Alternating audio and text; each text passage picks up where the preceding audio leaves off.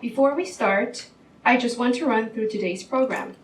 This afternoon, we will hear welcoming remarks from Robert Juceam, our host at Freed Frank. Following Robert's remarks, Donald Kerwin, the Executive Director for the Center for Migration Studies, will speak on the main elements of the Immigration Reform and Control Act of 1986. Afterwards, Charles Kamasaki will discuss his new book, Immigration Reform, The Corpse That Will Not Die, followed by responses from Most Reverend Nicholas DiMarzio, Bishop of Brooklyn, and Sonia Lin, Deputy Commissioner and General Counsel at the Mayor's Office of Immigrant Affairs in New York City. Thank you, and I'll pass it to Robert. I'll say a word about Freed Frank and then move on to our central business. We have been involved in refugee and international affairs and immigrant rights for decades. Sorry to say that one of my former partners was a chief draftsman of the McCarran Act in '52, but that was before I got here. By 1980, we very much were interested in the notion of due process and fairness in immigration matters and a transparency in the development of legislation and in court proceedings. And so we represented the Haitians when they came in the 80s and have 15 subsequent court cases against the government for failure to comply with the Administrative Procedure Act or to adopt things that were beyond constitutional doctrine. And we're very proud of being available pro bono to the community. Now today, speaking of the pro bono community, and the growth in the last 40 years of groups that have as their mission the protection of human rights, of asylum, of refugees, and of a fair process, you could not find a more distinguished panel, knowledgeable and focused, than the panel you're going to hear from today. And it comes around the publication of a book which elsewhere I've called the tour de force. For those who lived through, God help it if many of you have, for those who lived through the late 70s and the 80s leading to the 85 Act that married employer sanctions and a short amnesty period, this book doesn't miss a beat. And worse, because I was there for parts of it that I recognized, nothing that I recognized was off a beat. And Charles was even nice enough to say in one sentence something that was not negative about my contribution, for which I am eternally grateful. Look, Don Kerwin is a rigorous, I would say, gentle and persuasive force in dealing with immigration law and policy. You have in front of you a list of his accomplishments and backgrounds. But to suffice it for me to say, he's executive director of CMS. And if you just look at the CMS website, his fingerprints are on every other paragraph. He's been a contributor, a thought leader, an instigator of others to do good. And we are proud to be a law firm that represents CMS in a number of ways, and to have one of our people on its board. Charles Kamasaki should need no introduction at all. I can't imagine someone who has, through really constant focus, strategy, writing, appearances, speaking, often from behind the scenes rather than in front, although YouTube will give you plenty of opportunities to see him in action if you look up his name and his testimony. He has written a book that outdoes the Mueller report in terms of focus, accuracy, footnoting, and calling a spade, particularly in the period when there were down moments and those on my side of the aisle who wanted to deal with the legislation by killing it, nonetheless was saddened as one or more heroes came up to support Alan Simpson, or Mazzoli, or Rodino, or DiConcini, and you'll read, if you don't know it yourselves already, those ups and downs and how they evolved. He quotes from Morty Halperin about a log jam coming down a river as somehow understanding the evolution. I prefer Camus, who said life is contrast run riot. You can't believe the ups and downs of the variations of this bill. And if you read what's here, you will see that we're living it today in efforts to find a common ground. Bishop DiMarzio, who is chairman of CMS, has a long and dedicated history in bringing to the people of Newark, of Camden, of Brooklyn, as being head of the U.S. Conference of Catholic Bishops, dealing with migration, an insight and sensitivity to what these words in this bill, with all their flaws, may mean from an everyday who's affected by whom when standpoint. And we're delighted that he's agreed to join us and tell us why everything in that bill, as I think, should be junked. Sonia Lin is a treasure. New York City is one of the few municipalities that long ago gave primacy to the notion of the need for the office of the mayor to have an office of immigrant affairs. She stands in the shoes and equals those who have come before her in leadership, program development, outreach, focus on translation. We have what, some 3 million people in New York City, maybe another million plus who are immigrants, and over 200 languages. And trying to be someone in an office that's designed to provide fairness and opportunity for all is a challenge in the best of times, and in the period we're in is a challenge really beyond understanding. And Sonia will give us some impression she has of where we are today in light of this act. Have a great conference. I wanted to thank Bob for hosting us and for his great generosity and for his leadership. And it is true that Charles cites him for his great work with the American Bar Association, with the private bar, and advocacy on IRCA, and pretty much on everything since. So I thank him for hosting us. So my task is to introduce IRCA, to speak about IRCA, to talk about where it came from, to talk about its content, its history, to talk about what came before it and didn't pass, in order to set the stage for Charles to tell his story and to lead us to kind of victory. Okay, but I'm gonna end at the point where it looks a little bit hopeless. Actually, it looks like IRCA is not going to pass. So, for those who are around, you know a lot of this, but for those who aren't, let me go through what was in the bill. Basically, its framework was more immigration enforcement, mostly border enforcement, employer sanctions, which was something new at the time, and a legalization program. All right, those were the three legs of the stool that Alan Simpson and Lawrence Fuchs and those people talked about. Let me talk first about the legalization program. It's often associated with the kind of general legalization, but there are actually 4 legalization programs. The best known was the general legalization, which led to permanent residence for 1.6 million people who had entered before January 1st, 1982, and were unauthorized from that date to the filing of their applications. In law school, that always confused me. If you were legal for 1 day in that period, you didn't qualify. I mean, it's a strange thing. It was a real anomaly. The program also required continuous presence from the date of the legislation's enactment, with an exception for brief, casual, and innocent departures.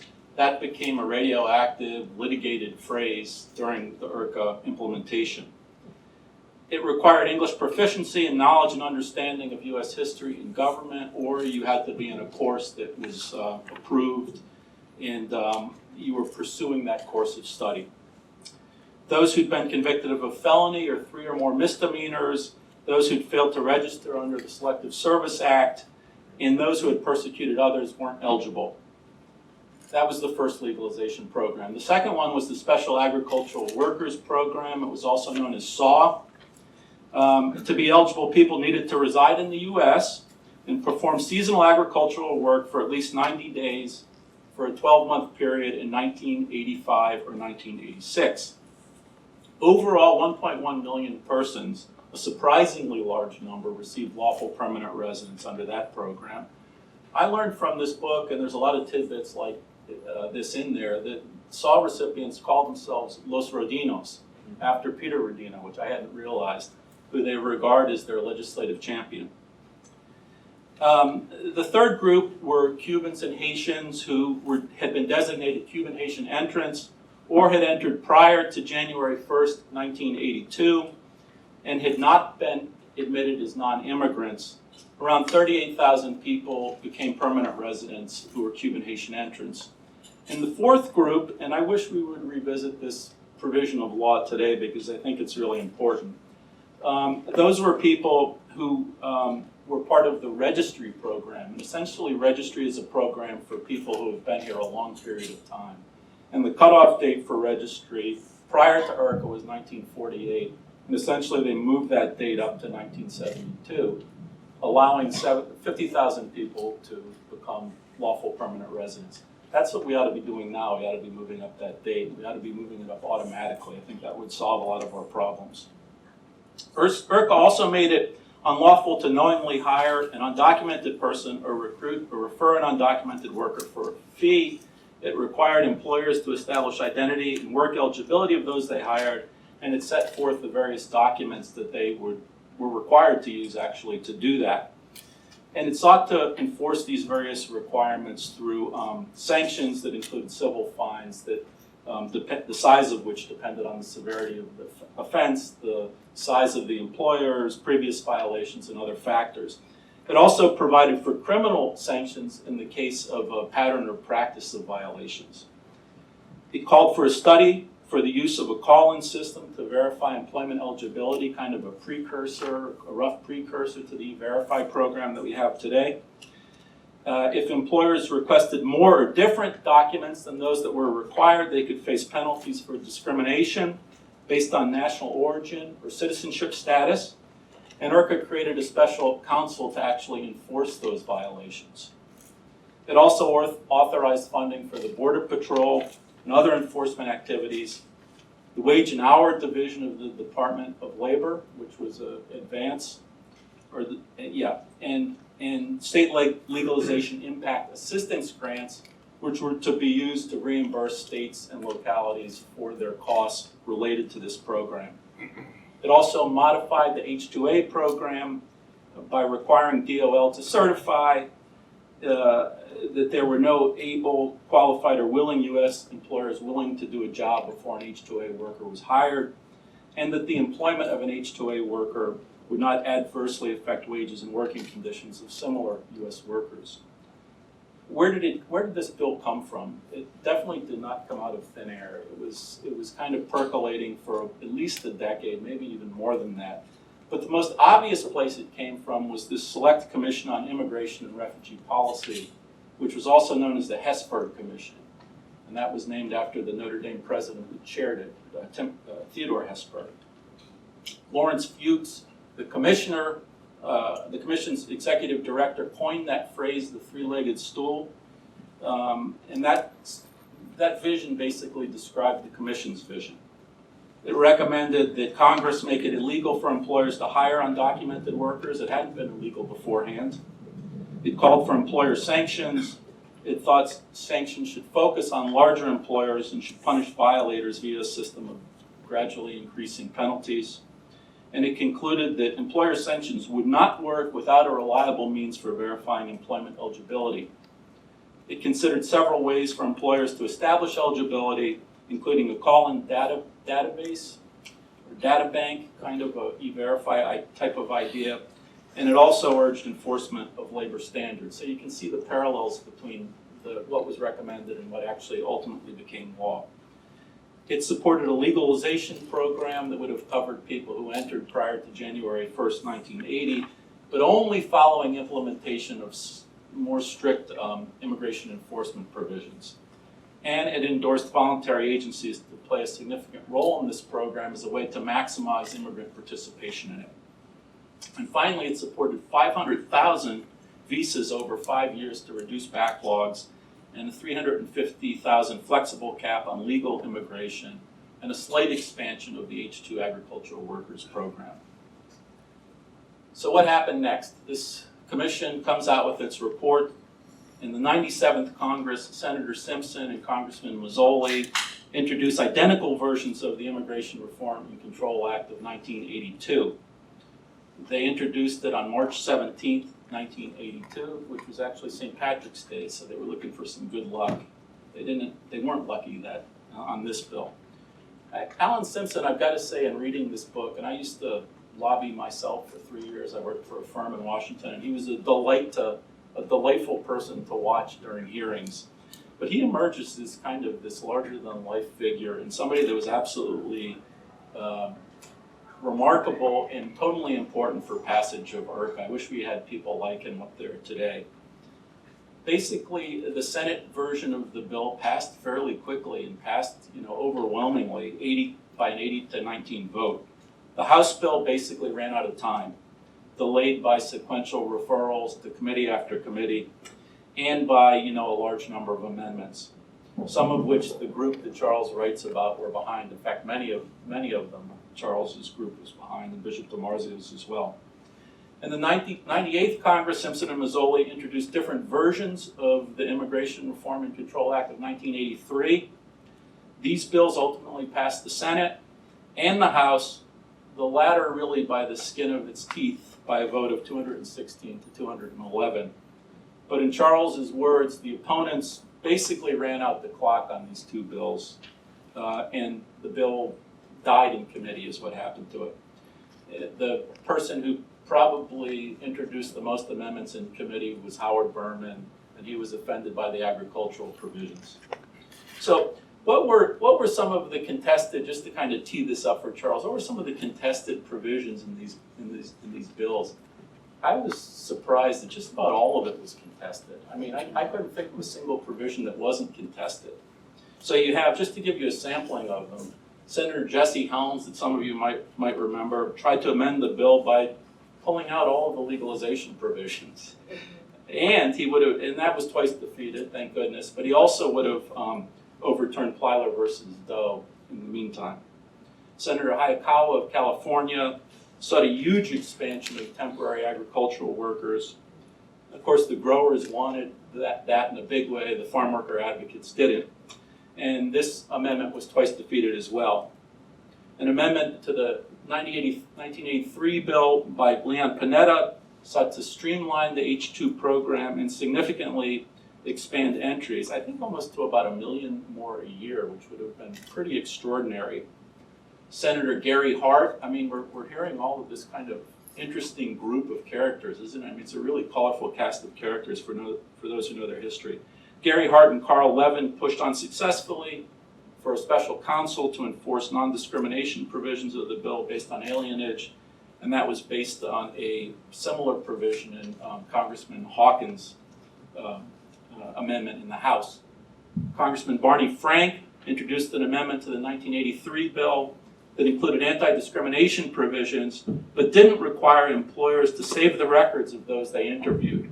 That was opposed very harshly by the group that Charles writes about. There were various amendments related to reimbursements for the legalization costs to states. Some members sought 100% reimbursement. The Reagan administration insisted on a very hard cap, I think, of $1 billion per year. And of course, employer sanctions were radioactive, opposed by civil rights advocates who feared that they would lead to discrimination, and by business interests who thought that they were an excessive burden on them. At least that was what they said they thought. And the group of advocates featured in this book initially opposed this legislation in every possible way that they could. I actually didn't know that history. I didn't know that we were against legalization for such a long period of time. Over time, they moved from being obstructionist to proposing alternative measures as part of an affirmative defense strategy, and then finally to fighting for a better bill, which they ultimately supported. I'm going to turn this over to Charles in just a second here. However, before I do, I too wanted to praise him for producing what I think is a really superb book. I mean, it's a great read. For those of you of a certain age who took a government course, say, in college in the 80s or the 70s, you might remember this book, The Dance of Legislation, which is kind of a classic, and Charles references it in his book. It's by a guy named Reverend and follows one piece of legislation along to non-passage. But it's kind of a classic on how the legislative process works. To me, this book reminded me of IRCA's Dance of Legislation. But it's also, on top of that, it's really the best history of the growth of the immigrant rights movement in the United States, I think. And I thought that was very powerful. And it's an intimate look at all of the good work that a generation of advocates, a previous generation of advocates, many of whom, thank God, are still around, did in passing this bill, which was really a remarkable accomplishment. And of course, as Bob said, it introduces many of the challenges and issues that we're experiencing today. So I strongly commend it to all of you. Everybody should read it. So I'm turning it to Charles now to tell us how did they pass this bill, because it looked pretty grim at the time. Well, thank you, Don, and thank you, Bob. Really two giants in the field who it's a pleasure to speak in front of a group that they've pulled together. I do need to start with a caveat, which is although I'm an employee at Unidos US, formerly the National Counsel IRCA, and still a fellow at the Migration Policy Institute, everything expressed in the book and any opinions today are solely my own. Let me start with going beyond just Don's brief description to really talk about the significance of the Immigration Reform and Control Act of 1986 and its follow-on bill, the Immigration Act of 1990. These were, if you take them together, the first and the last comprehensive immigration reforms enacted into law. And they were extraordinarily consequential. Employer sanctions, which Don mentioned, the border enforcement portions of the bill. Muzaffar Chishti, who's sitting right there, has co-authored a report at the Migration Policy Institute that when they fully came into fruition have been called a formidable enforcement machinery that today exceeds the combined spending by all other federal law enforcement agencies. At the same time, as Don noted, it legalized nearly 3 million previously undocumented immigrants, and I think what's important about that is not just that the lives of those 3 million people improved by every standard and as measured by multiple agencies, government agencies, private reports, and think tanks. Their poverty rates declined, their wages improved, their kids' educational outcomes improved, but also the economies in those communities where they lived improved. The two bills together protected at least another 2 million more people, at least temporarily, from deportation. And taken together, the two bills set the stage for a doubling of legal immigration in the United States from its 1980s levels. So in talking about how that happened, in today's talk, I'd like to give you a very brief overview of the book, a little bit of a background on some of the key players, one piece of the story that's recounted in the book, picking up where Don left off, and it references a panel member today, and finally some thoughts about the story's relevance for today's debate. So I appreciate all the kind words about the book. I will say, however, anyone looking for a book that you can breeze through and then summarize in a tweet isn't going to find it here. It is full of details because, in my opinion, the details really matter. It includes very lengthy portrayals of key actors in the debate because the people, what they did and why they did it, also matters. It tells the story of the last reform through every major procedural step, because when it comes to legislation, the process matters. And it also covers the bill's implementation, and not only because that matters too, but because, as Don hinted at, it was during the implementation of IRCA that the battle lines of today's debate, the growth of the pro-immigrant movement and the growth of the anti-immigrant movement, really began to be drawn.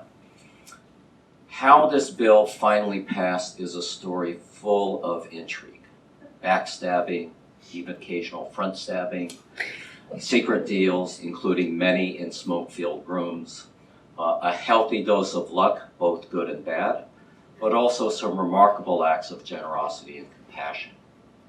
So, a little bit about the story. Unlike most standard legislative chronicles, this bill is not told from the perspective of lawmakers. Famous lawmakers, presidents, others are not the protagonists of the book. Instead, the protagonists are a small coalition of advocates that called itself the Group. Its principal players included Arnoldo Torres and his deputy, Joseph Michael Trevino, who headed the League of United Latin American Citizens, once the most conservative of all Hispanic civil rights organizations. But Torres himself was a firebrand and emerged as the group's unofficial leader and was by far the most visible advocate in Latino advocate in the city when this debate began.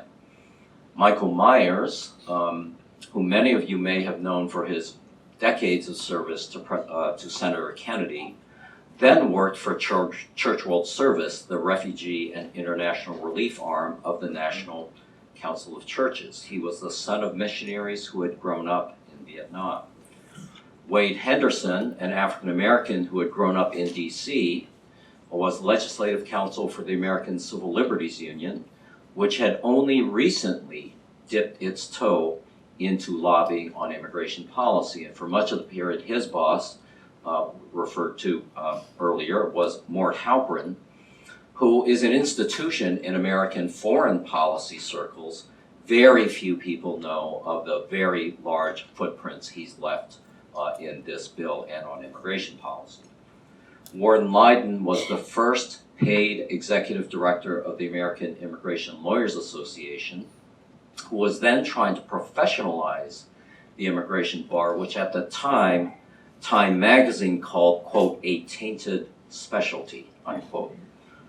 Working alongside with, but often apart from the group, was MALDEF, the Mexican American Legal Defense and Educational Fund, whose leader in DC at the time, who later went on to head the organization with distinction for a couple of decades, was Antonia Hernandez, and she, in fact, also had a Kennedy connection. She had just recently worked for Senator Kennedy, and she was later joined by an attorney, Richard Fajardo.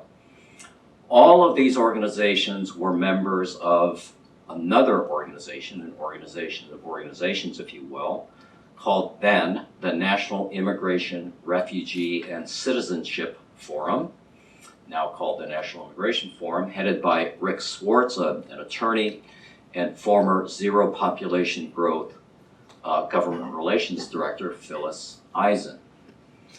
As of its founding in 1981, the forum is described in my book as, quote, a new, not quite coalition with a cumbersome moniker and an ambiguous and largely undefined purpose, unquote. And that, I believe, is an accurate description of the forum when it began. One of its founding members described it as an umbrella for, quote, ragtag groups, unquote, unified only by its decidedly pro-immigrant orientation. But over the course of the next decade, the forum successfully positioned itself as the principal counterweight to the elite, august, Blue Ribbon Select Commission on Immigration and Refugee Policy and the legislation it produced. In early 1983, a guy named Kamasaki from South Texas, who had less than a year of experience in Washington, was assigned, literally by default, to cover immigration policy for the National Council, IRCA. He and his colleagues Martha Scuti and Dan Bertel, weren't exactly welcomed into the group. What Martha Scuti, I quote as saying, and I think this is also accurate, we had to push our way in. And in part, the reason was because NCLR was then, and I think now, by far the most moderate of the Latino civil rights organizations. And this group, as Don noted, was vehemently opposed to the legislation, not so much because of any specific item, although we believe that employer sanctions would not work and would cause discrimination, both of which I think were demonstrated subsequently. Not only because we didn't believe that the legalization program was inadequate, but largely because I think folks felt that if we did not successfully push back against what was widely viewed as a restrictionist measure, that worse things would be coming down the road, and I think that was also an accurate prediction. The group, however, wasn't just driven by policy or constituent concerns.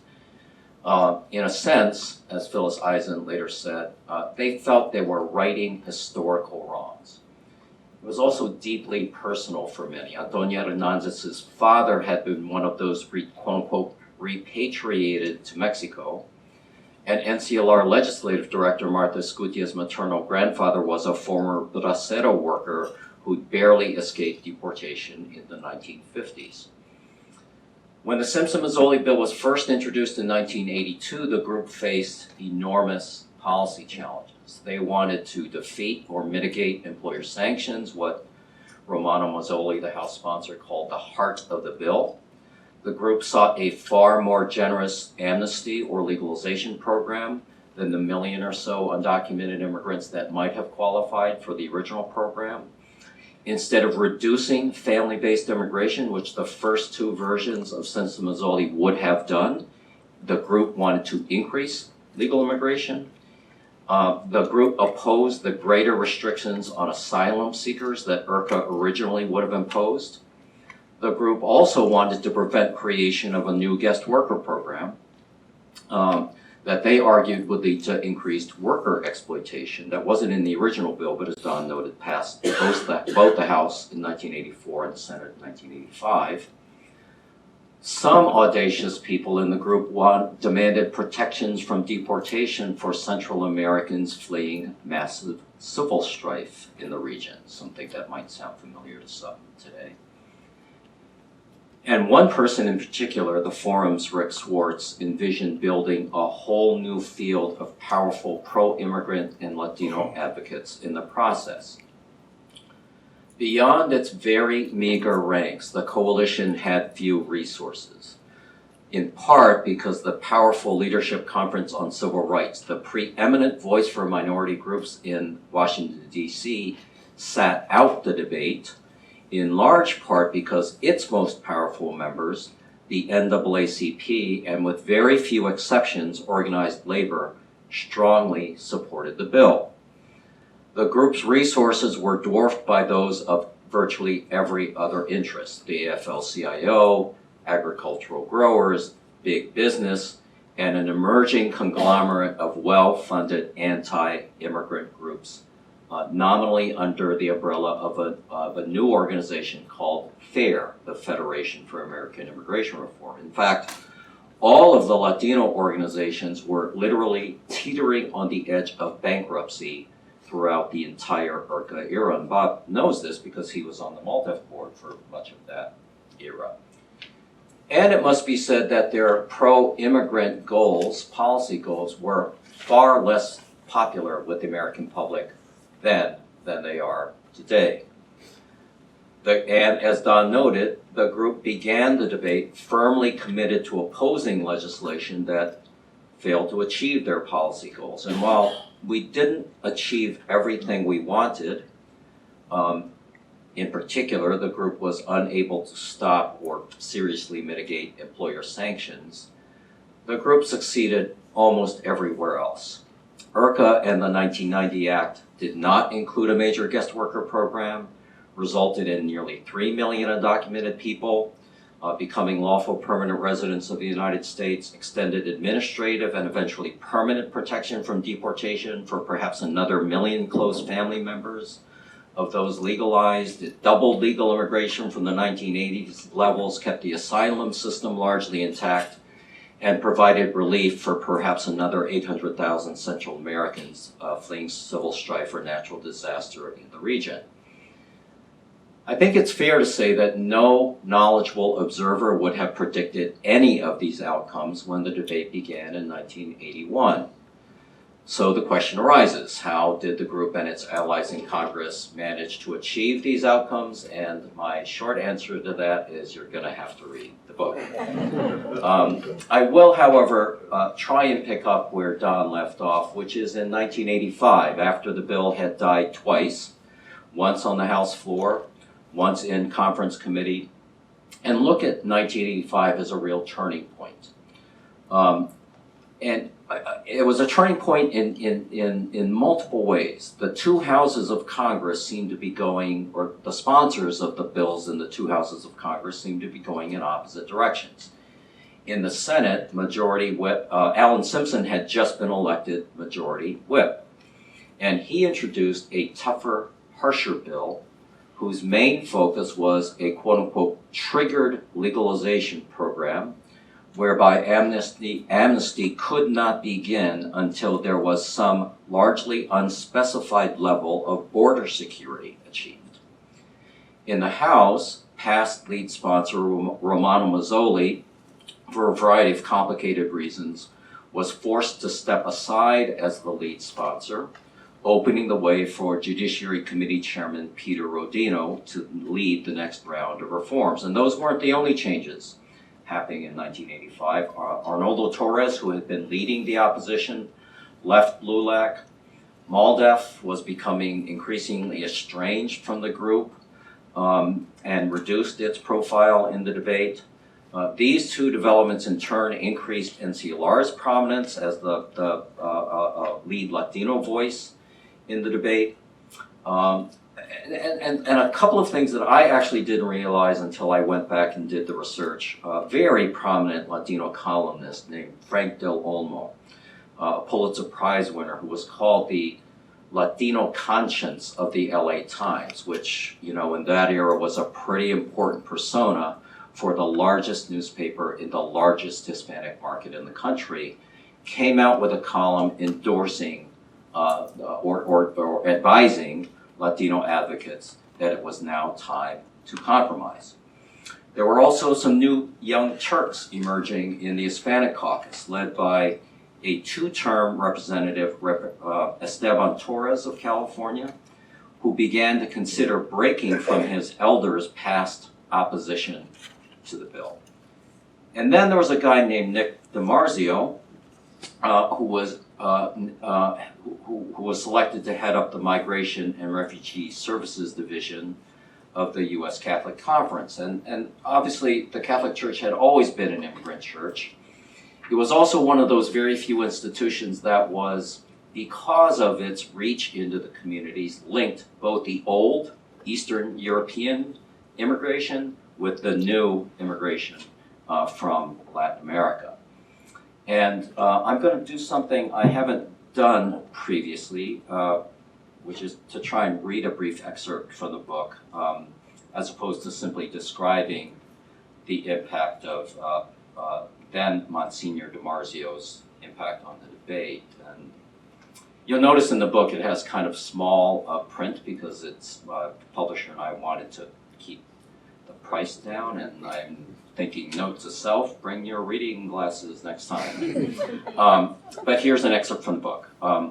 The new executive director of the church's immigration arm wasn't the least bit reticent about taking advantage of the Catholics' potent political positioning. DiMarzio was a big, burly man with a personality and presence to match. Through his friend, co-author, and later part-time consultant, Dimitri Papadimitriou, he connected with the American Jewish Committee's Gary Rubin, who then together linked up with the National Immigration Forum's Rick Swartz, whose board of directors he immediately joined and would later chair.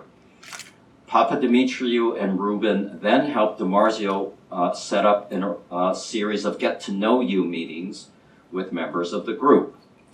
Church World Services' Michael Myers was impressed, saying that, quote, Nick was cool, a fun guy to be around and work with, unquote. The ACLU's Wade Henderson said that DiMarzio, quote, had a powerful presence.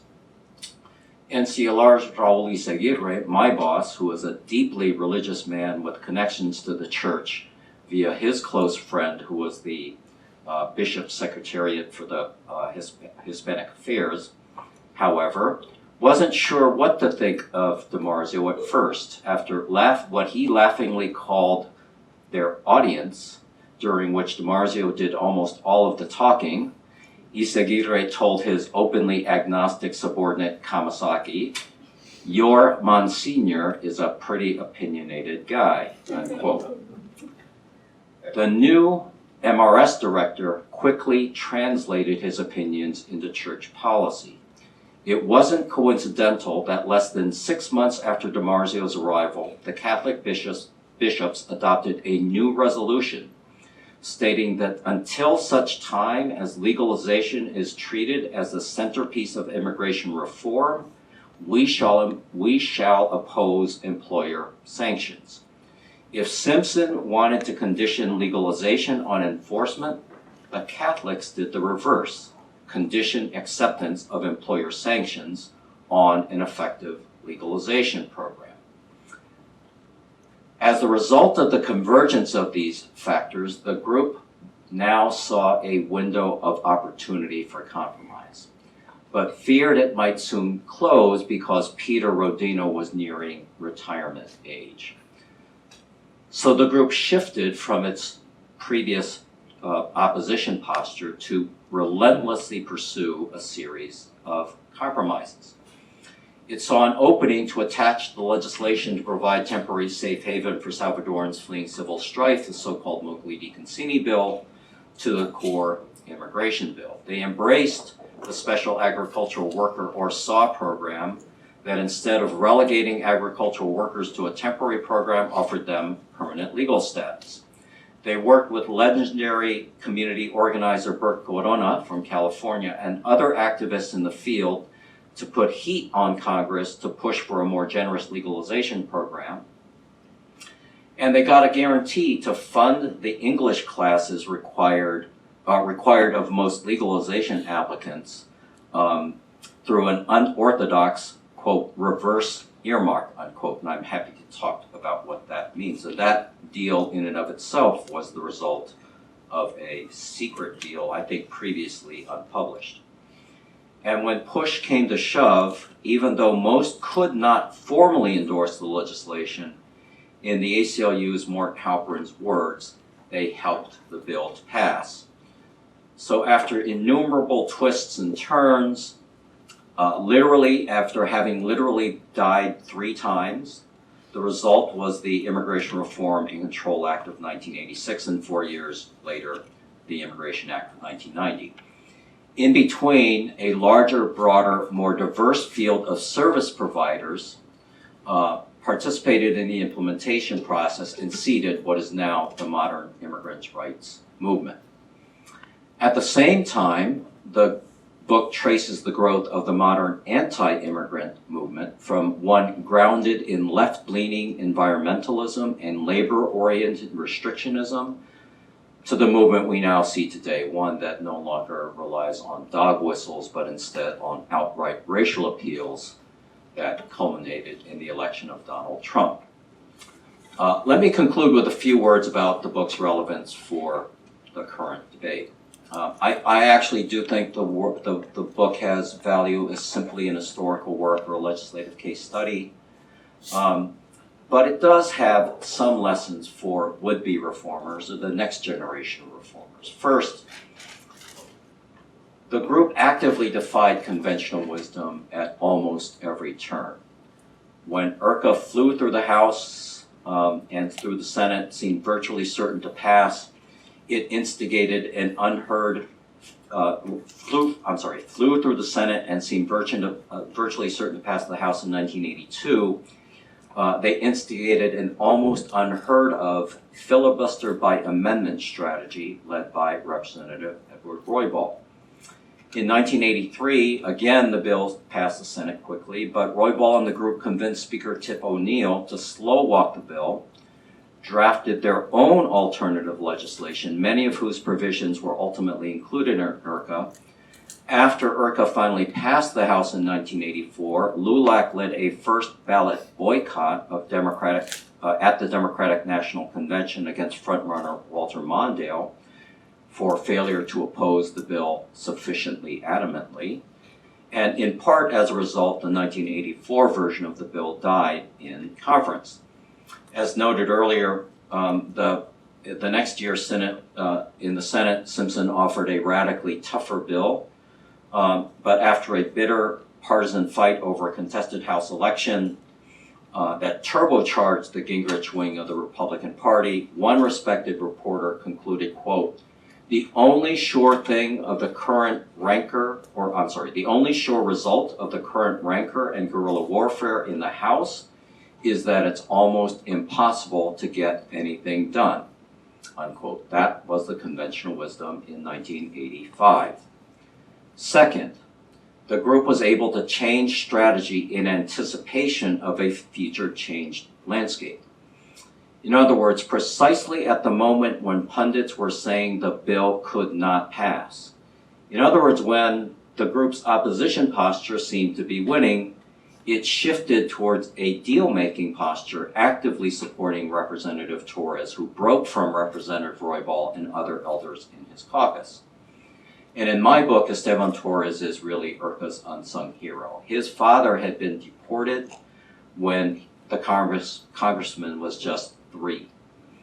And Torres never saw his father again. Not surprisingly, he began the debate as a passionate opponent of a bill viewed as restrictionist on immigration.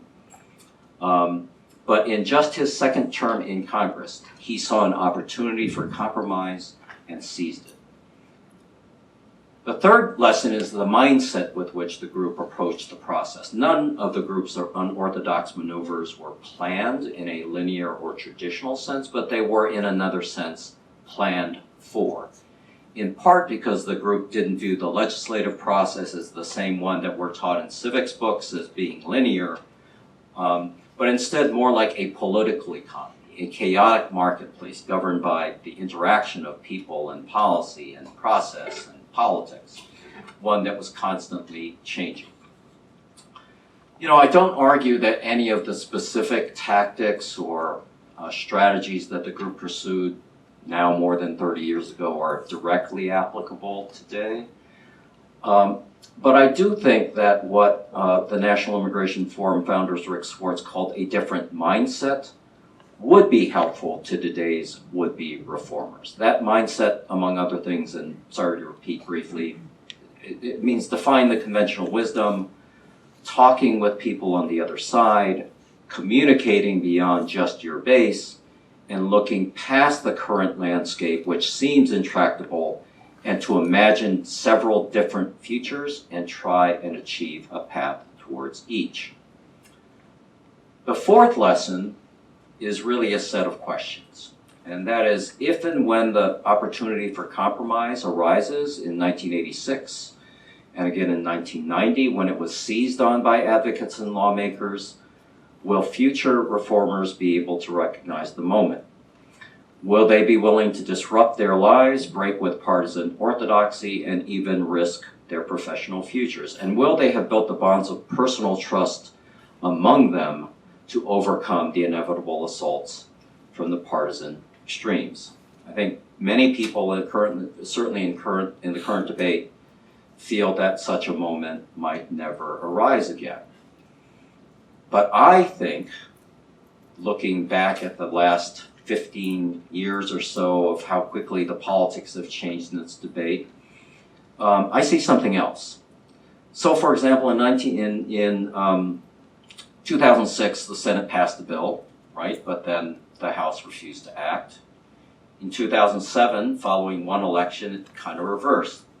The bill died on the Senate floor, but the House, headed by new Speaker Nancy Pelosi, almost certainly could have produced a bill. Flips again. In 2010, the House passes the DREAM Act, but it dies in the Senate. 3 years later, the landscape reverses again.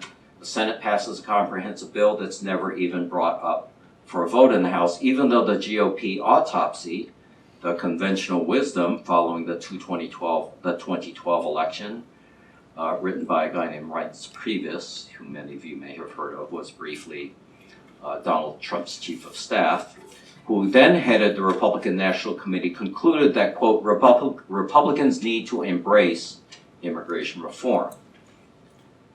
Now, I tend, just by nature, tend to be kind of a glass half empty kind of guy, but honestly, I look at that record, and while many people see only failure, to me it looks a lot like the 15 years that preceded IRCA's passage in 1986.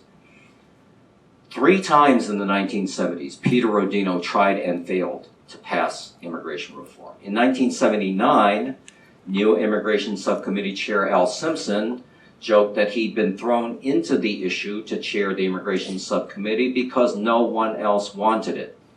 In his wonderful book, and it's really a wonderful book, called The Last Great Senate, veteran Senate staffer Ira Shapiro lamented that the era of bipartisanship had come to an end in 1980 with the election of Ronald Reagan. In 1982, Ron Mazzoli said he had to virtually Shanghai representatives to even join his subcommittee, and after his first 2 attempts failed, he was forced to give up lead sponsorship of his own bill. That bill, in early October 1986, after that bill died on the House floor, House Judiciary Committee Chairman told his aides he was ready to, quote, wash his hands of the legislation. Ranking Subcommittee Republican Dan Lundgren, who led the effort to kill the bill on the floor, called it a corpse. Chuck Schumer, Howard Berman, Esteban Torres, and others then worked furiously to resurrect that legislation, and they were given a few extra days to negotiate a deal by a completely unrelated development, which was when the Reagan administration asked Congress to stay in session for a few days in case the president was able to negotiate a nuclear arms deal with the Soviet Union. While they came tantalizingly close, they never reached a deal on nuclear weapons, but they gave the negotiators a few extra days. So just 3 weeks later, after the bill died on the House floor, Simpson, Mazzoli, Rodino, Lundgren, and a few others gathered in the Roosevelt Room of the White House to watch President Reagan sign that corpse into law. Reading Charles's book, and I had only last night to read a lot of it, not the whole thing, I certainly was impressed by the scholarly work he put together. And as you know, I came a little late to the party about 1985 when the group had already been formed, but I also muscled my way in and worked well with them. I think the one image that we had in the beginning of the book, it comes out that a lot of logs going down, and Robert used it, going down the river, and they're all mixed up together. And you wonder which one is going to make it out. And one goes out, and he uses the image, there's one ant on that log. That was the leader. Well, I have to say, there was no leader in that group. There was hardly a way that we didn't argue about everything. And that's why it worked, because nobody took ownership to say it's mine, and if it's not my way, I leave. There was constant debate on every issue that we work with. So that group really was more than a coalition. It was certainly a working group that knew the issues, and I was new to politics. I never was in Washington. I didn't know how it worked. But adapted myself, and they were kind of the mentors and learning what had to happen. But as was said, I had a little different understanding of working with immigrants. The actual effect on people I knew about, perhaps more than the others did, So I brought something different to the debate and to the work we did. There were a lot of late nights that we spent in Washington without eating, without drinking even, just meeting together at all kinds of odd times, early in the morning. It was a critical time for us and for that group, and I was very privileged to be part of it. And as I look back, and many of the things I'd forgotten that he brought out in the book were good memories to look back on. I looked specifically what could we apply to today's situation, and Charles does give some lessons, and I'm going to kind of put something in there. There's an actual chapter in the book where he goes on lessons. What can we learn from the past that will help us in the future? And he started to, it's a good segue, he started to talk about it. It's hard to compare one time in history to another, but there's some comparisons clearly. Where today we find ourselves as we were in the past. But he says the lessons, and he kind of he puts them this way: if a group were to attempt a reform today, they begin with they. They will have used all the tools at their disposal. Well, at that time, the tools at our disposal were very minimal. The internet was not working in 1985. It didn't exist. So information was hard to get, hard to pass around. Fax machines that just come out. You had that roll fax. You remember that? The rolls paper, you couldn't read them, and it was kind of dark, and it was like that. So we were in a dark age when it came to information sharing. It was a big, big difference. The internet was not working. So everything was an effort. It was difficult.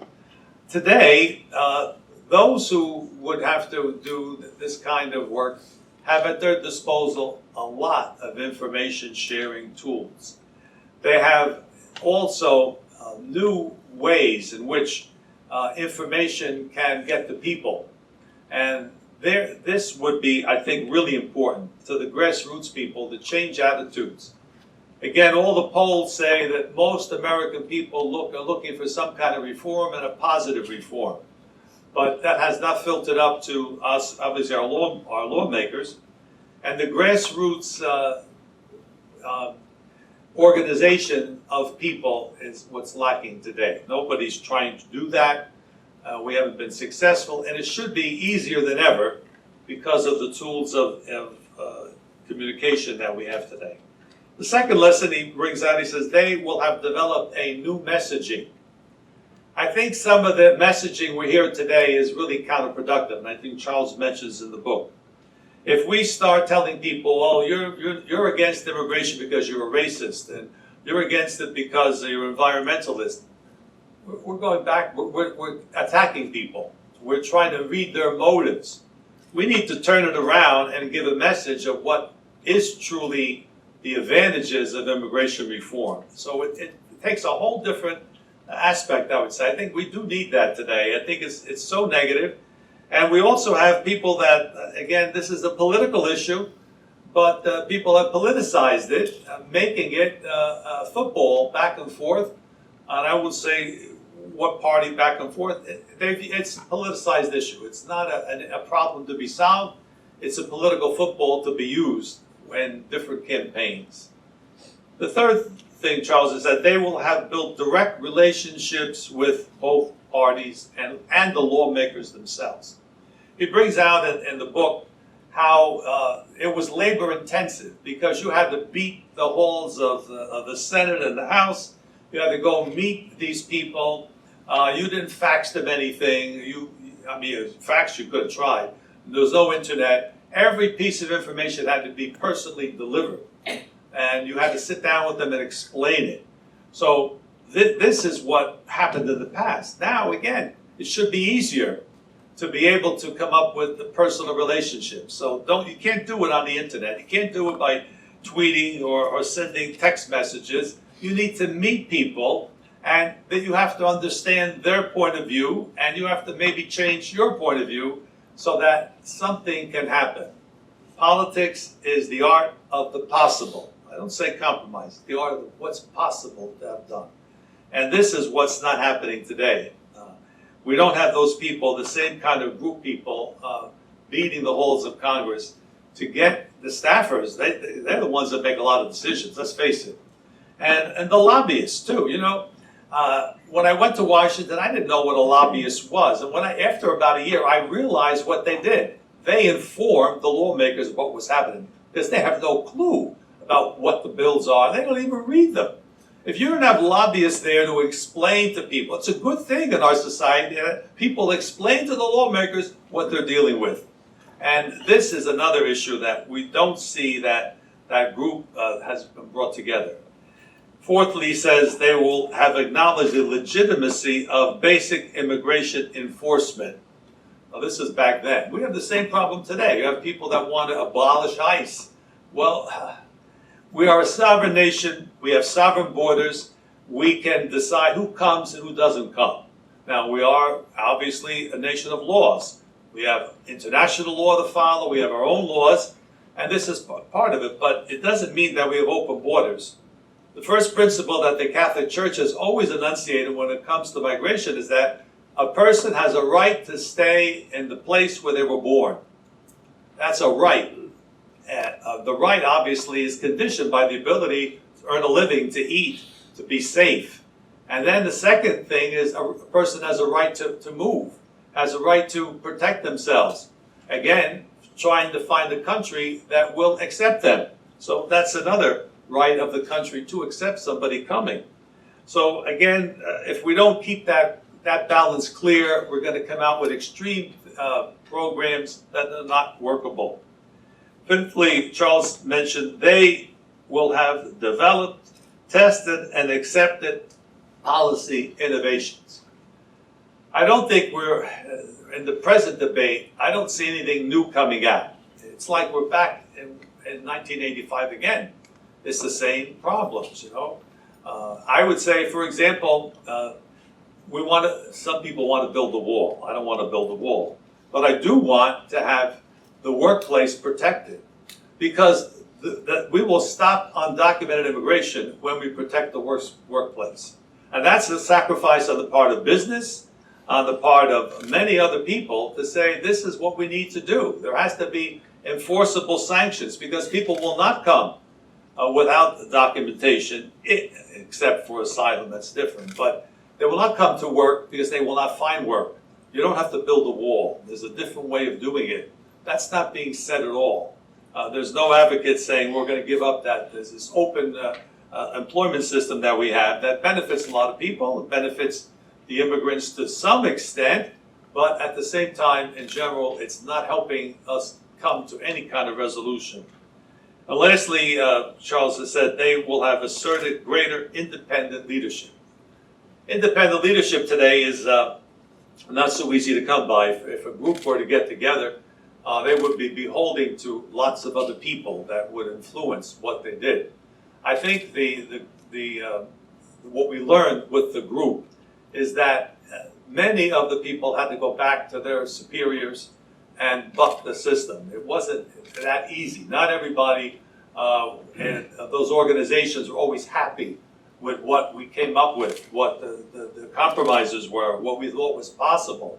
So there was an independent leadership that really had to not listen just to the conventional wisdom, but had to come up with real, practical, workable wisdom that is possible. And I think anybody that would try this today would be certainly in the same position, that we would not have to, we could not rely on these organizations to find those people that would act more or less independently, coming to this kind of a solution that the IRCA law was. It really was the work of some very dedicated people. I think that was kind of unique. And I don't know if we can replicate them, we can't clone them, but we need to look for organizations that are willing to invest in this kind of social change, which is so important today, and find the leadership that they would support in an independent way that would make some difference. So that's kind of the end of my sermon, but I want to commend Charles again, because there are lessons we can learn from what happened in the past and applying them to today. Changing what needs to be changed, as they say, but certainly that gives us an opportunity for some hope. I'm a merchant of hope. That's what religion is about. And I think we should hope that something better can happen. I know it can happen if we put our minds to it. A political change has to happen, but I don't see right now everything coming together. We need to work a little bit harder.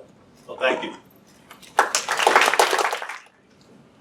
So thank you very much to Bob and Fried Frank and to Dawn and CMS for bringing us all together today. Thank you so much to the Bishop for your remarks, and especially thank you so much to Charles Kamasaki for this book and all of the experience and insight, the incredible storytelling that it contains. It's really, I think, a gift to the entire field. Helps us know our history and helps us know how to go forward. So it's, I found it, I haven't read all the way through, but I found it to be fascinating reading in the chapters that I have read, and I'm really excited to bring it on vacation with me next week. So I am really honored to be here with this really incredible group of speakers to provide some perspective from the local government. And just a few words about my office and what we're doing here in New York City to introduce this work.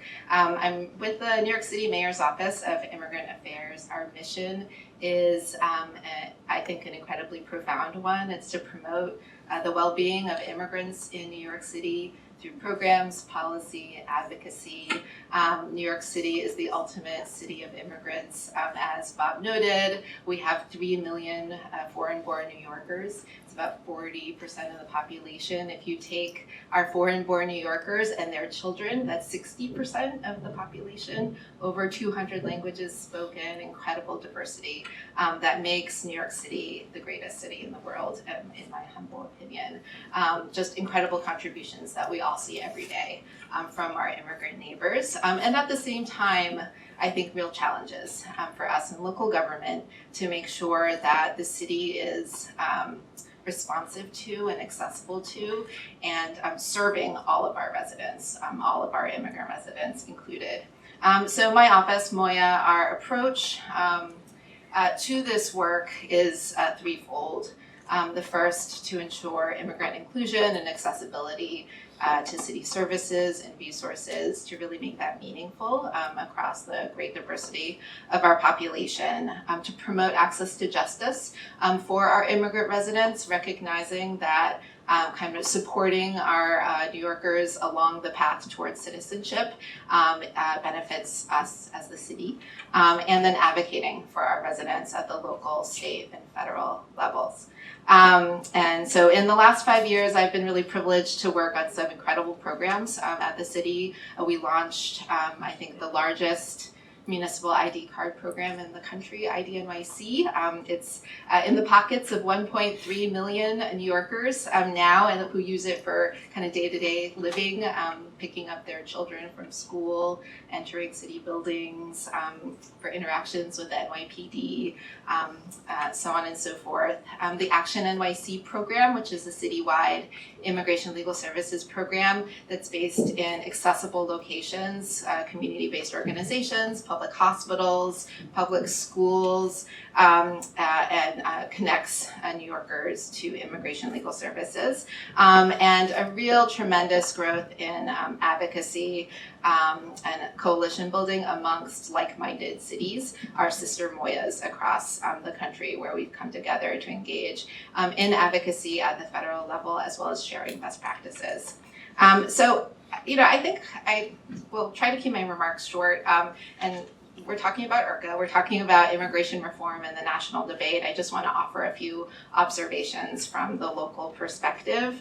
And I guess my primary observation would be that the combination of the three-legged stool that we've been talking about of border security, legalization, employer sanctions, that was represented by IRCA. And I think what the book discusses, and I know Charles has sort of discussed in other research, the sort of failure to adequately reckon with the future and the way that the economy would change and migration flows would persist, has resulted in a situation that's I think sort of even more than what leaders were grappling with in the 70s and 80s, a much larger undocumented population across the country that lives in our cities and in our counties and that faces tremendous vulnerabilities that are incumbent on us in local government to address. And these are vulnerabilities that are very much linked to the lack of stable immigration status. So here in New York, we have just shy of 500,000 documented residents, 20% of whom have lived in the United States for 20 years or more. About 60% of whom have lived in the United States for more than 10 years. And about 1 million New Yorkers who live in mixed status households, so a household where there is at least one undocumented resident. And so our undocumented population is deeply integrated in our families, in our communities. And this is a population that has sort of uncertain ability to remain, vulnerability to exploitation in the workplace, very real fears about enforcement in today's climate, and faces persistent disparities in terms of income and earnings, poverty rates, health insurance coverage, overcrowded housing, and other indicators. And so for us in local government, that's really relevant to our core responsibilities to promote public safety, public health, general welfare, and our interest in having really strong families and communities and neighborhoods for the overall kind of vibrancy of our city. So it's sort of out of this recognition of these realities that the city, with many incredible partners in the community and the city council, across the city government, we have taken real steps to address the reality that we confront. In the last several years, we have invested historical amounts in immigration legal services, almost $50 million a year at this point, to serve immigrants through programs like Action NYC, but also through programs that serve immigrants in detention, immigrants facing removal, with very complicated cases. And we are seeing that this practice the practice of immigration law becomes ever more complex and therefore sort of ever more expensive and is a real area of concern. We have enacted or strengthened local laws and policies that in different ways, we see as fostering really strong relationships between immigrant communities and local government. And so we have policies that restrict local cooperation with immigration enforcement, that ensure strong privacy and confidentiality protections for all of our residents, but especially the most vulnerable in their engagement with the city, that ensure language access and anti-discrimination. And we have found it really to be an imperative to work with a very wide cross-section of partners, community organizations, faith leaders, service providers, elected officials, city agencies, other cities, in order to do all of this work. I think I want to note that New York City is definitely a different city. We're so large. The city government budget is so enormous, but we are not alone in this kind of approach to immigrant integration and immigrant rights at the local level. Los Angeles, the county and the city have partnered to make tremendous investments in legal services. There's the Safe Cities Network that's led by the Vera Institute that works with cities and counties across the country to do the same. We've been seeing just a tremendous groundswell of creating municipal ID programs across the country, driver's licenses, and sort of various approaches to limiting that local cooperation with immigration enforcement, all I think coming from similar places of wanting strong communities and strong relationships with local communities. I set this all out to make a case about local governments as important stakeholders and partners in this immigration debate. It is obviously a national debate, and immigration law is federal law, but it is also very local. And as local governments, our interests are definitely implicated in where this debate goes. We see a very important need for pathways for our dreamers, our TPS holders, and our other residents. We see the value of family-based immigration to support strong families and successful integration. We embrace the U and T visa programs to support immigrant victims of crime and to support our local law enforcement officials. And we see a tremendous need for meaningful access to humanitarian relief for those fleeing traumatic circumstances in their home countries who come to our cities in search of safety. We can play a really important role in implementation. We know how to do outreach and education. We work regularly and well with local service providers, CBOs, faith institutions, libraries. We have strong intergovernmental relationships, and we're organized increasingly. Moya in New York City, I think, is one of the first, if not the first, such office that's in a city charter. But we've seen a proliferation of Moyas across the country. Most recently in places like Minneapolis, Philadelphia just voted to make their Moya a sort of permanent part of their charter. San Diego is going to launch a Moya or a similar office. Their Republican mayor announced a plan to make their city more welcoming, and that includes hiring an immigration affairs manager. We increasingly work together with our sister cities. We see the value of immigration reform. We see how the landscape has shifted so much from the 80s. There are a lot of important stakeholders now in a much more diverse and vibrant field. And New York and our sister cities are very ready to do our part.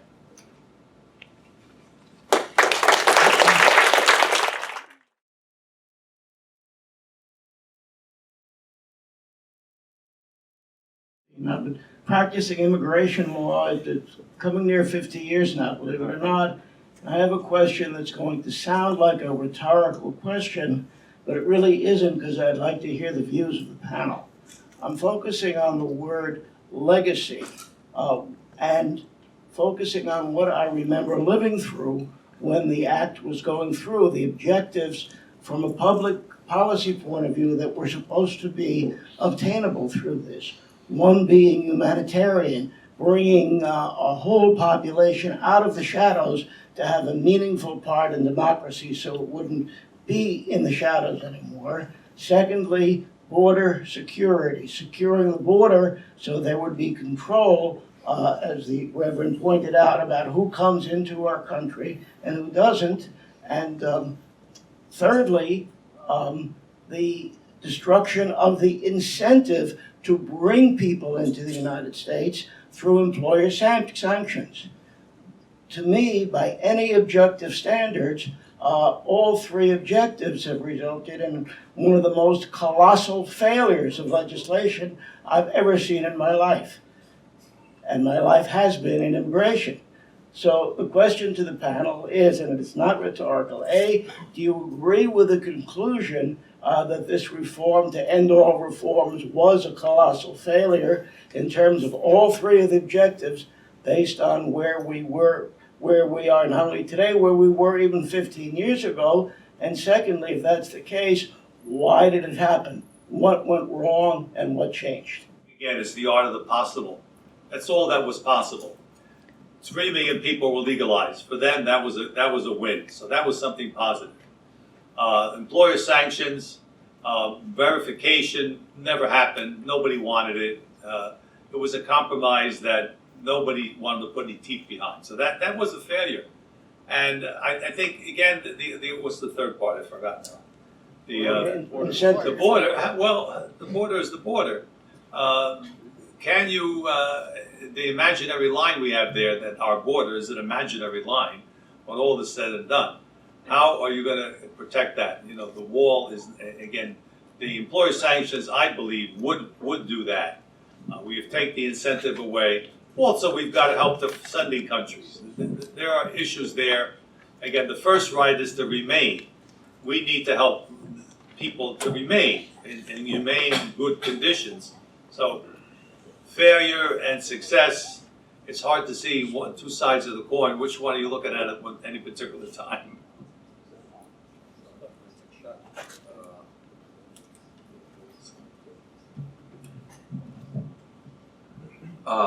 I don't agree it was a colossal failure. The first thing I would say is, as the bishop notes, certainly not for the nearly 3 million people it legalized, and not for the, let's see, 500,000 times 30 years, not for the 15 million legal immigrants who likely would not have been permitted to enter, but for not just the 1986 Act, but the 1990 Act. Those, in my view, are unqualified wins, not just for them, but for the country. And I think all the social science data verifies that not just those individuals benefited, but our country benefited from their contributions. With respect to its failures, I would note three things. One is enforcement, as outlined in IRCA, has surely failed. I think it is a little unfair to point only to IRCA, in part because the most rapid growth of unauthorized immigration that has happened not since 1986, but since 1996, when IRA, an enforcement-only bill that many seem to be calling for, was passed. So to the extent one wants to point fingers at simply cause and effect for what has led to the most rapid growth of undocumented immigration, I think IRA was principally the major factor. Second, Muzaffar Chishti, who's mentioned earlier from MPI, and I co-authored an issue brief on IRCA a while back, where, and it was really his work, was pretty clearly the 1990 Act did double legal immigration, but it didn't go far enough. We simply did not anticipate the late 1990s economic boom that subsequently happened, and we simply did not have enough legal channels for people to enter. So that's just, I would say, a policy factor. A third factor, and Bishop DiMarzio mentioned this earlier, look, all debates are filled with hypocrisy, and I'm sure there's plenty in terms of arguments I've made in the past. But what I find remarkable is that the proponents of employer sanctions, the proponents of border enforcement in the IRCA era were proven wrong. They were the ones who argued those were in fact the remedies. More enforcement was required. And then they doubled down again in 1996 in saying the solution to the problem is more enforcement. But it's only in a weird place like Washington is if you're with the conventional wisdom and you're proven wrong again and again and again, you pay no price, that those who argued for a more holistic perspective, taking international considerations into account, going to something Bishop mentioned earlier, employer sanctions has actually worked for like 99% of the employers. The problem is pretty much all the undocumented people are hired by the other 1%. And you don't get at those employers except through a vigorous enforcement regime focused on labor law enforcement, which would go hand in hand. So I guess that would be, I don't believe IRCA was a complete failure. To the extent it was some of those people who are still calling it a failure bear as much, if not more, responsibility than anyone else.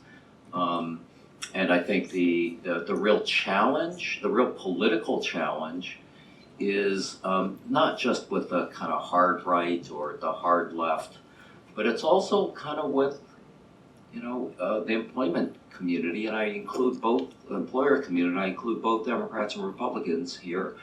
There has not been a year where I don't think there has, during harvest season out west, where there hasn't been a bipartisan letter from senators and representatives calling on DHS to relax its enforcement during the harvesting seasons of perishable crops. I mean, really, some of those same people who signed those letters then come back later and say, oh my gosh, the border's insecure, so it feels to me again that I think one of the reasons employer sanctions didn't work is for the same reason that unauthorized immigrants are attracted to the country, which is that employers like cheap labor. Other questions? Charles, I want to ask you to address two issues. First, we have no trouble as a country giving U.S. attorneys discretion to charge crimes and take pleas so that 90+% of federal criminal matters are plea bargained with no trial. In the immigration world, the notion that the discretion they have would be used to let people plea bargain an outcome which would include departure with some form of opportunity to return that's assured, seems to me a way to get 40% of the people who are here as overstays out and back within a year. And the only thing that holds that back is IRA with the 3 and the 10-year bars. So if you're looking at trying to argue that we should do something about getting folks out who are overstays, forget any other category, why isn't that a great rallying point for everybody? Secondly, I'd like you to think about and tell us what the implications are of people who come and settle together, whether it's by nationality or other characteristics, in modest or small towns who are unexpected, with no local support, basically, who immediately blow the school budget, take over the hospital emergency room, work off book at cheaper levels of compensation than the local laborers, which makes a lot of people angry.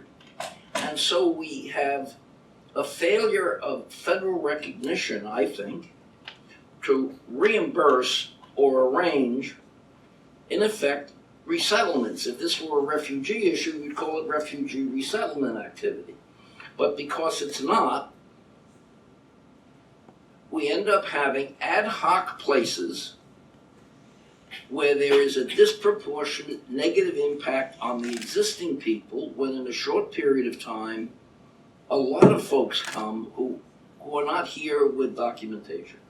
What do those two things suggest about the need to think of a strategy that would incorporate solutions to them in a compromise bill? As always, really astute observations and questions. So the first, I'd say about the 3 and 10-year bars, and apologies to those who aren't immigration wonks, that's clearly a huge barrier, as would be what Don suggested, an update of the registry date. Another thought there might be an automatic statute of limitations, which exists for every other offense except murder, rape, and kidnapping, I believe. But no statute of limitations in this country for an immigration violation. I think there might be room for some, what I would call policy innovations, even though in some respects they're old ideas, that would be perhaps at least less amenable to the charge that these are quote unquote amnesty programs, right, where you are bringing people and they're applying for something specific. And so I agree with your observation. I think there might be room for those kinds of policy innovations. With respect to the second issue about demographic change, rapid demographic change in small town America, unquestionably it's a big problem. Lots of really terrific books are being written about that as we speak. I guess I would say three things. One, there's also an element of nostalgia there that is also inaccurate, in the sense of people say, well, or many observers will say, you know, the anti-immigrant sentiment is so much greater now, and it's really concentrated in these Midwestern towns, right? And all the books that have been the sociological analyses of these small towns. Well, guess what? From 1970, which was the lowest rate of foreign-born people in the country historically, until the mid-1980s, there was quite rapid growth of immigration. And it was largely reversed from its pre-1965 characteristic of being 80% European and 20% people of color to the reverse. That was a factor in the pre-IRCA era. Second, IRCA was also coincided, and I was mentioning this to some folks a little bit earlier, there were some what were perceived as huge national security crises. The Cuban-Haitian boat lifts of the late 70s and early 1980s were viewed as national security crises. Many of you may remember the old Ted Koppel program Nightline, right, which began as originally only about the Iran hostage situation, and then after about a year they figured out they couldn't have a show every night on the Iran hostage situation, and then they did switch to, that was a very common topic, what was happening with Haitians and with Cubans. Third, there was also the height of the largest wave of Indo-Chinese refugees into the country. It was 1.4 million-ish or so over the course of a dozen years. I lived in Texas. Do not tell me that was not controversial. When people would go burn people's shrimp boats because they were really good, Vietnamese were really good shrimp fishermen, that was controversial. And I'm not saying that to say there's moral equivalence between now and then, but I think those things were controversial at the time. Second thing I would say is one of the, I think, failures of our field, and I would include myself there are people here who have been pioneers in the field. Don is one, Eva Milano over there from MIRA is another, is we haven't done a good enough job of helping immigrants who do come to integrate more effectively and more rapidly into American society. It is, the current adult education system serves 4% of those who want to learn English. 4%. We have made a policy choice as a country to deny English language courses to 96% of the people who want them.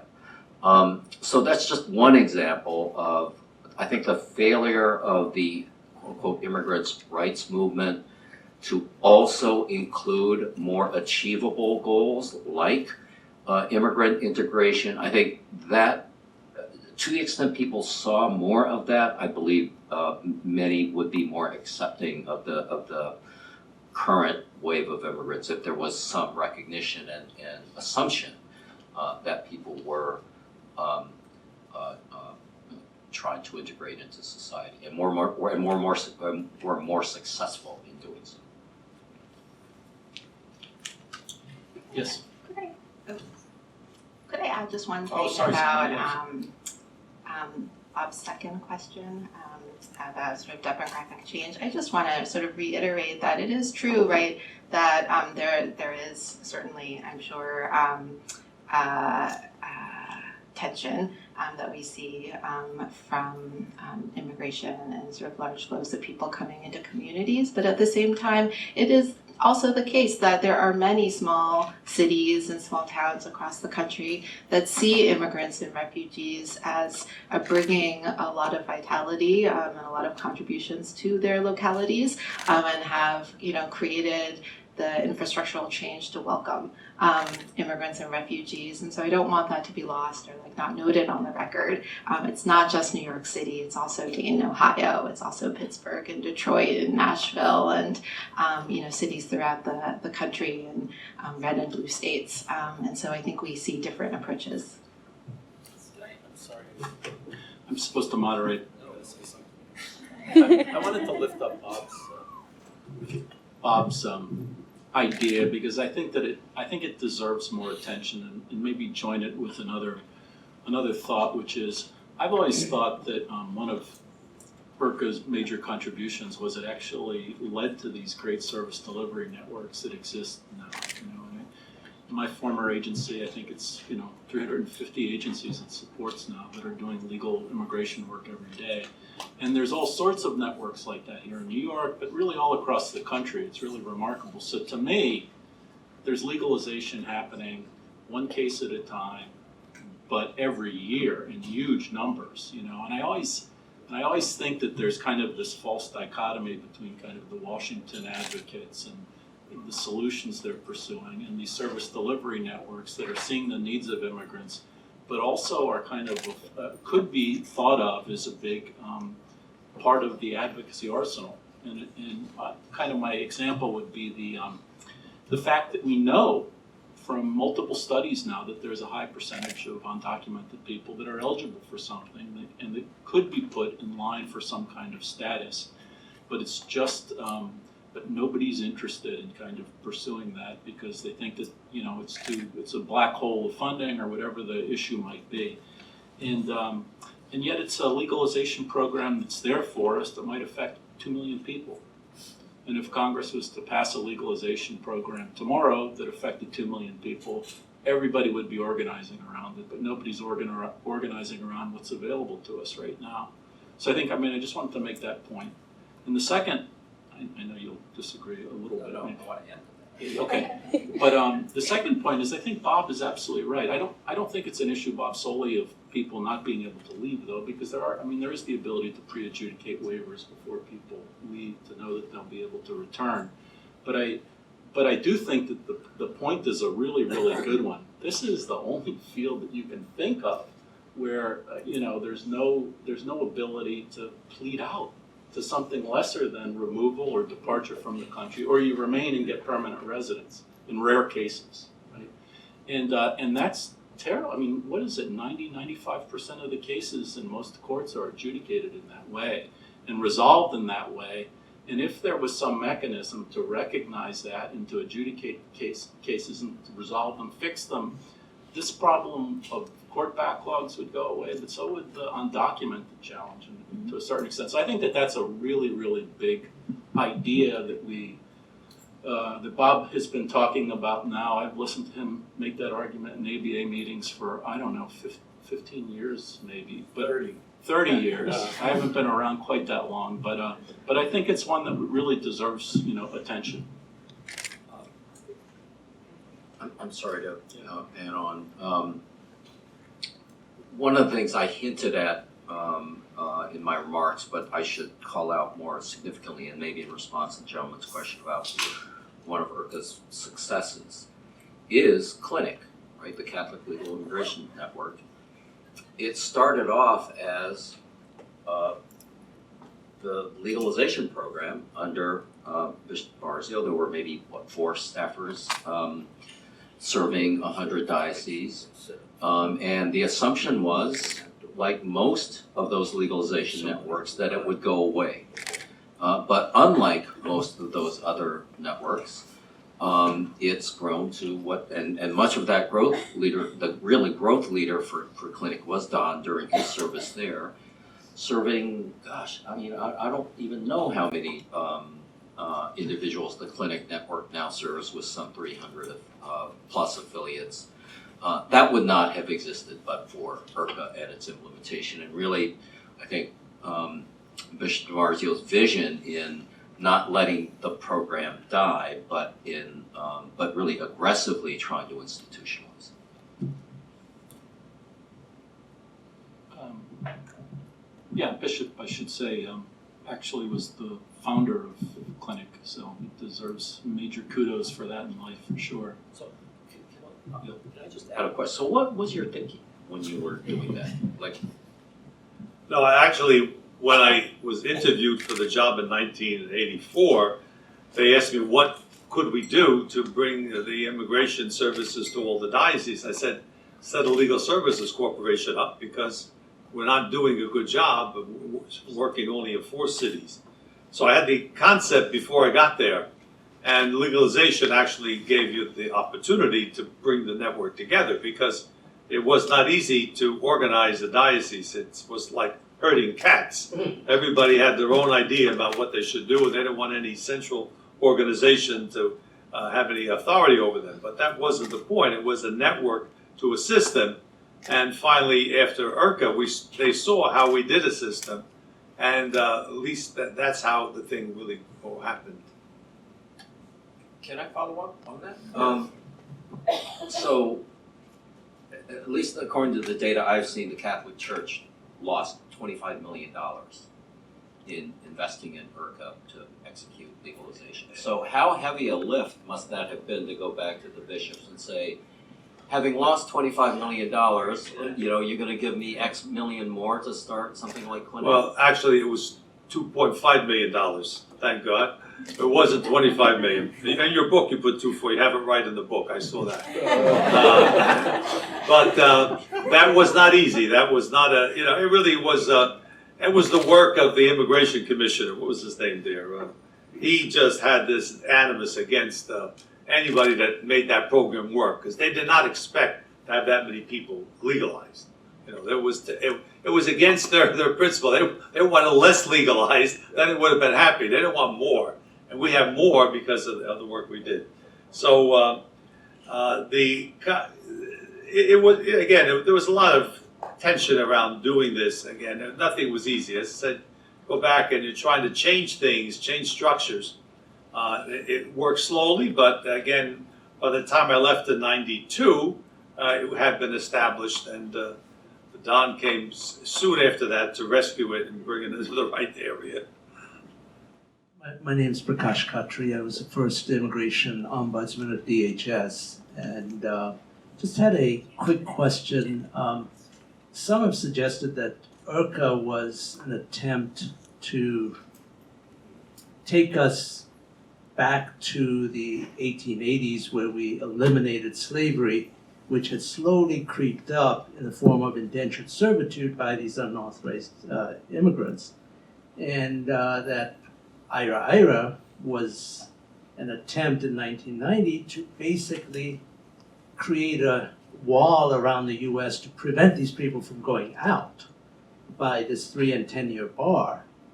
And is there, I wanted your opinion on what your thought is on this whole unauthorized immigrant situation today, where we again have got close to 15 million unauthorized aliens who are in effect being used in low-wage jobs and things of that sort. And the attempt now to try to resolve this new indentured servitude that's creeped up might be resolved, hopefully, by the use of the 3/5 human aspect that we tried to eliminate 150 years ago. I mean, there are some differences, obviously, but I think there are some parallels. And my former colleague, Marta Scutia, NCLR, framed the IRCA debate, the fight for legalization, as, quote unquote, our civil rights movement. I'm not sure that's the only frame that's useful. My current colleagues at Unidos are talking about the 6 million U.S. citizen children and lawful permanent residents in mixed status families. And not just that they're necessarily their parents are all going to be deported, but there is a fear, a toxic stress in those families every day about whether the next phone call is going to be from dad who's just got picked up in a raid and is calling as he's heading on the bus, right? And the reduced educational achievement, the obviously mental health concerns, and the pure mental anguish that we are imposing on American citizen children, I think is also a powerful frame. There's a new book out, his name escapes me, but it reminds me of a book by Juan Gonzalez called Harvest of Empire, which is another frame I think worth examining, which is the roots of the current migrations from Central America are directly traceable back to American foreign policy, which destabilized some emerging democracies in those countries. And interestingly, the one democracy that did emerge, and I'm no fan of the Sandinistas at all, but the one democracy that did emerge in Nicaragua, which we tried to overthrow, is actually not a source country for current levels of migration, which ought to suggest that this notion of promoting our values abroad, of promoting democracy abroad, clearly has to be part of the solution. When I speak to people about my work, especially my family, they say, why didn't they just come in legally? Why did they skip the line? Why should they be rewarded for skipping the line? And I believe that there's in the American imagination, there's this wonderful system whereby you put a stamp on an envelope, you put your application in the envelope, you mail it in and say, I would like to come get a green card with the US. And if you do that, you get on the line. Is there a place for, in a structure such as this reform, is there a possibility for that fourth leg of the stool to be added, whereby it would be more accessible, residency in the United States would be more accessible, that could fulfill that ability to come in legally for those who are willing to apply, come in, who may not have family in the United States? And is there value to that? Let's take another couple and then we'll, yes. Yes, about the last part of IRCA, when it was about to become law, I have an understanding based on work that I was doing then with the American Friends Service Committee. You may remember Domingo Gonzalez, who was the head of the labor program, who talked to you many times. They were very, very hard at work, he and the Farm Worker Justice Fund, to get a deal worked out between growers and the United Farm Workers representing labor, farm labor, which was at that time tremendously important. The growers were not ready to see a comprehensive bill that didn't have something for them. And then Senator Schumer and Howard Berman, representing a lot of people from California and also other states in the West, came up with a deal. And my understanding is that the Special Agricultural Workers Legalization Program was a result of that. And it was so successful that according to Richard Mines, who was a researcher with the Labor Department, more people were legalized than the Labor Department knew were farm workers in the United States. So that's my question. Maybe later, if there's time, I would like to talk about the difference between the present situation in relation to what we were facing when IRCA came about. Well, I've never been an immigration practitioner, but I certainly can relate to how complicated the process is. I think there are maybe 2 or 3 things that are important now, including a couple based in the IRCA era. So one of the reasons why the process is so burdensome on the applicant and the agency is that all of that has to be covered by the immigrants themselves through their fees. That is not actually something that we do typically with licenses. So if you remember the famous Texas v. US DACA case, or DAPA case, DAPA case, the state of Texas had standing because it argued it was heavily subsidizing the process of people getting driver's licenses and would be injured if more people were able to get driver's licenses. And yet in the immigration field, right, immigrants have to bear the costs of the whole process themselves, which tends to have bureaucrats then pushing back onto the applicants a lot of the complexities that might otherwise, I think, be adjudicated within the agency. Second, there are people, I think, working on maybe more tech solutions. Mark from Pro Bono Net is here today, and I think there might be some ability to address those. The description of the Ag Jobs program, or I'm sorry, the SAW program was exactly correct, and the subsequent efforts called Ag Jobs have been attempted for some number of years now and have not succeeded. I'm going to punt actually on the last question around the current H-1B cap. I'd be actually interested in other people's views. It's not the one I want to answer, actually. I think I just wanted to say on the fourth leg of the stool, that is the missing piece. You know, I think if you looked at comprehensive immigration reform, to me the thing that's always most important there is that the legal immigration system hasn't kept pace with kind of labor needs, with family needs, with kind of humanitarian imperatives, all of that, and people can't come in legally. But the one point that I would make, and we just kind of did a paper on this, is that it is absolutely true that the undocumented people are the people in that line, you know, 3.7 million of them in that line. And so that looks like a very different kind of undocumented population than the way it's portrayed, you know. 3.7 million tentatively approved for family-based visas based on a qualifying family relationship. You know, 4 million with US citizen kids, 2.9 million came before the age of 14, 15% eligible for something but don't know it or don't have the resources to pursue it. I mean, that looks like you and I. You know, that looks like a different kind of a population that's doing everything that they're supposed to be doing, and it's not the way that population is portrayed, of course. So that's the point I wanted to make to you. We had an H-1B question. Yeah. No, I don't want to answer that. I want to ask. I want to ask Charles another question. This has got to be probably the last one because Charles has to go sign. My question is short. It's up to Charles. Okay.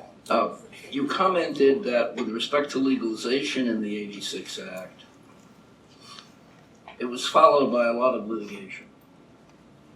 Part of the compromise was an understanding amongst a lot of different people, including government and the group and others, that when it came to regulations, where the detail was critical for implementation, that they would be as generous in the rules applicable to legalization as they would be difficult in the rules applicable to employer sanctions. That did not happen in reality. The rules that were set forth under the Code of Federal Regulations and the interpretation the agency gave to those rules created impediments never anticipated by the advocates. What lesson does that have for people now who want to look at, quote, comprehensive legislation? Yeah, it's a good and very still contested question. I would not have said this at the time, but looking back, I think INS did a far better job with legalization than I think any of us would have given them credit for. Having said that, they were encouraged to do so, often by losing or being about to lose litigation, often supported by people like Bob's firm. And, you know, by the best estimates, one never really knows, IRCA's general legalization program legalized about 75% of the eligible population. That's far higher than in any other country of the world ever. And then just compare it to the DACA program. administered by a very sympathetic administration, right? Not that necessarily it was perfect, but by most standards, you know, the DACA never reached anywhere close to 70% of the eligible population. So I do think the combination of some canny decisions INS made, some very aggressive litigation and advocacy from the outside, and then some quite effective negotiation led by Mary McClimate, who was the legalization program for Bishop DiMarzio, was extraordinary. And if one were to actually draft a kind of advocacy implementation strategy, one could not have drafted a more effective strategy. Now, I will tell you, in real time, it felt like chaos. And yet, kind of out of that chaos, it seemed this put maximum pressure on the agency through advocacy litigation on the outside, having someone trusted by the agency on the inside, negotiating constantly with the agency, so kind of a good cop, bad cop kind of a thing, and then really appealing. I think what surprised, I think, me in retrospect in reviewing literature was how happy legalization made so many people at INS. That this was an agency that was used to denying and deporting people, and they had an opportunity following the law to help a lot of people, and it made a lot of them feel really good. And, you know, go for everybody, but I think it was that kind of combination of you know, good government, effective advocacy from the outside, and effective inside negotiation that really made it a very successful program by any standard. So Charles, thank you. I want to thank first everybody. Bob, thank you for hosting us and for your great words. And Sonia, thank you for your terrific work at Moya and for being with us. And Bishop, too, for your example over these many years, starting with IRCA or even before IRCA. Bishop actually started out as an accredited representative when he was a priest, a little known fact. And Charles, especially today, thank you for this, you know, momentous work that you've produced and for your long career.